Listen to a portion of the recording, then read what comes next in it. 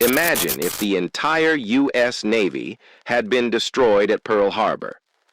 How would the course of World War II have changed? On December 7, 1941, the United States faced a sudden attack that shocked the world. 8 of its major battleships were damaged or sunk, nearly 200 aircraft were destroyed, and over 2,400 lives were lost. But what if the destruction had been total? If the carriers, cruisers, and battleships had all been eliminated, the strategic, political, and economic consequences would have been immense. In the immediate aftermath of such a catastrophic attack, the United States would have confronted an unprecedented national crisis. Without the Pacific Fleet, the country would have been unable to project naval power across Asia. Japan would have enjoyed complete freedom to expand into the Philippines, Southeast Asia, and the Pacific Islands, consolidating defensive positions that would have been extremely difficult to challenge. This early advantage would have allowed the Japanese Empire to secure vital resources such as oil, rubber, and minerals, sustaining and expanding its war effort. The impact on American morale and confidence would have been profound. Citizens and leaders alike would have questioned the nation's ability to defend itself. In response, the U.S. would have needed to mobilize its industrial base rapidly, accelerating shipbuilding, aircraft production, and logistical planning to replace the lost fleet. The nation would have relied heavily on its capacity for innovation, organization, and industrial output to prepare an effective response. Strategically, the destruction of the Pacific Fleet would have given Japan unchallenged naval superiority in the region. With no immediate opposition, Japanese forces could have secured sea lanes and fortified occupied territories, making future Allied counteroffensives far more difficult. Australia, New Zealand, and other regional allies would have faced increased pressure to defend their coastlines and maintain supply lines. Any attempt to reclaim occupied territories would have required years of careful planning, large-scale industrial support, and innovative military tactics. The consequences would have extended to Europe as well. With the Pacific temporarily out of contention, the United States could have redirected more resources and attention to the European theater. This shift might have accelerated arms production, troop deployment, and coordination with British and Soviet forces, increasing pressure on the Axis powers. Yet while the European front could have seen benefits from this focus, Japan's strengthened hold in the Pacific would have remained a significant long-term challenge. Economically, the destruction of the fleet would have had massive implications. The urgent need to replace ships and aircraft would have expanded shipyards, aviation factories, and munitions plants at an unprecedented rate. Such mobilization would have fueled technological innovation, leading to advancements in naval design, aircraft carriers, and submarines. While this industrial boom would eventually strengthen the United States, it would have been driven by a devastating crisis that required extraordinary national effort. Politically, losing the Pacific Fleet entirely would have posed difficult decisions for the U.S. government. Leaders would have had to determine how to support allies in the Pacific without immediate naval power, balancing diplomacy, military aid, and domestic opinion. Isolationist voices, though weakened after the attack, might have argued for caution in the Pacific, emphasizing material support over direct engagement until the Navy could be rebuilt. International perceptions of American strength would have been challenged, influencing negotiations and emboldening adversaries. Socially, the impact would have been equally significant. The American public would have witnessed the nation's vulnerability firsthand, but also its resilience as industrial and military efforts ramped up. Communities would have mobilized to support shipbuilding, aircraft production, and military training.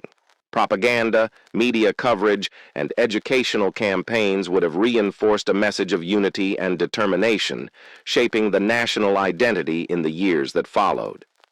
The experience of rebuilding from such a devastating military loss would have left a lasting imprint on American society.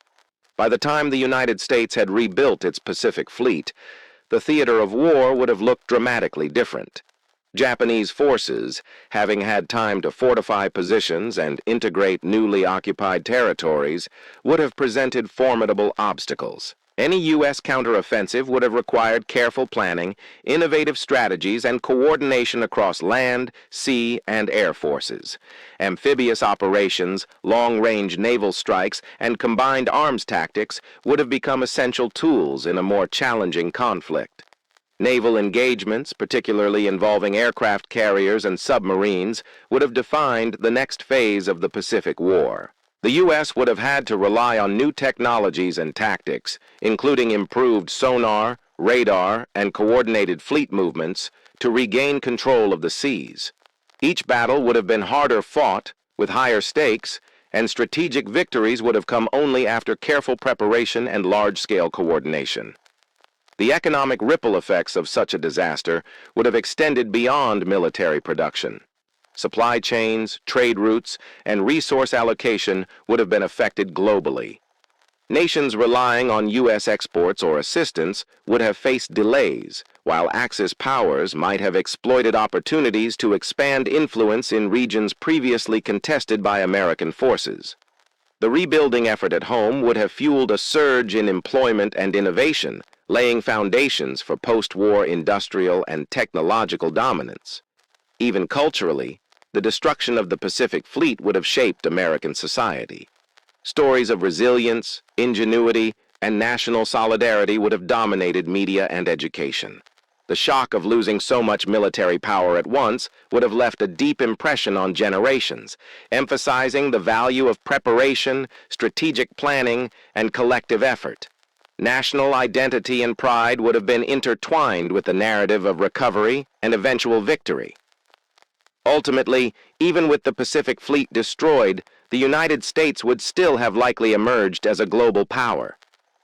The nation's industrial capacity, technological innovation, and adaptability under pressure would have restored military strength, though at higher costs and over a longer period. Victory in the Pacific would have required careful coordination with allies, innovative strategies, and relentless effort, while simultaneously balancing attention to the European front.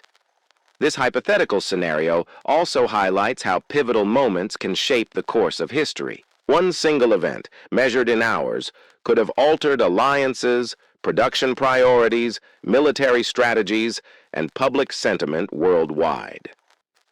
The ability to respond, rebuild, and innovate under pressure proves decisive, demonstrating that history is shaped not only by events themselves, but by human response to them.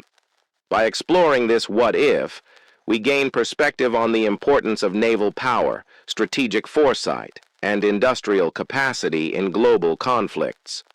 It reminds us that military, political, and social factors are deeply interconnected, and that a nation's resilience can turn a moment of disaster into a foundation for future strength. The hypothetical destruction of the Pacific Fleet would have tested America's strategic patience, social unity, and economic might, yet it also underscores the potential for adaptation and eventual success, even in the face of overwhelming setbacks. In the end, a total loss of the U.S. Navy at Pearl Harbor would have altered the timeline, increased costs, and made the path to victory far more challenging. Yet the nation's industrial power, innovation, and alliances would have ensured that it eventually regained control, shaping a world that, while different in timing and scale, would still reflect the enduring influence of the United States on the global stage.